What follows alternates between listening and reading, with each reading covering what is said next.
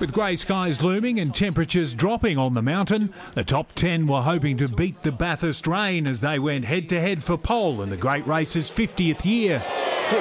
That was close. David Reynolds the first to have the track all to himself, a 2:08.86 the early benchmark.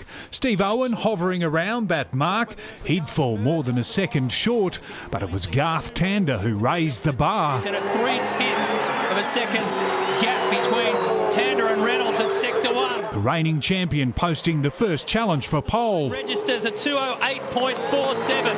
In his maiden shootout, Tim Slade would top the list of Fords until Shane Van Gisbergen hit the track, and he was pumped. Fired up and flying, Ford hitting the top of the timesheets. 23-year-old Kiwi is known for his aggressive racing. He's verbalised this one, and he's done a 2:08.1. Craig Lowndes arrived at Bathurst as race favourite, but he'd have to mount his challenge on race day. He's not going to better the time here on this one, a 2:09 flat. Will Davison next out of the chute. Right out near the fence there. He may have looked ragged, but he'd still managed to stake his claim. So 3/100ths of a second is the difference between Will Davison and Shane Van Gisbergen, and it's a 2:08 flat. He's gone ahead. A nervous wait for Davison. His FPR stablemate Mark Winterbottom could only manage third. And while Fabian Coulthard posted a respectable time, having him on the second row of the grid, the gods looked to be conspiring against the last man out, Jamie Whincup.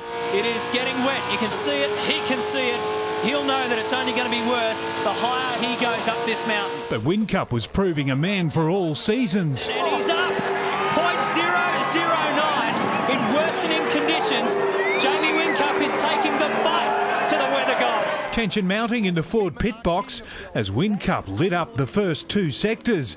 Yet another chapter in the classic Ford Holden rivalry. Can Whincup beat Davison, or will Davison's time stand? No, Jamie slots into second, and Will Davison gets his first ever pole position at the mountain. So Ford's dominating the first two rows of the grid for tomorrow's great race. Jamie Whincup, the best placed Holden, on the outside of the front row.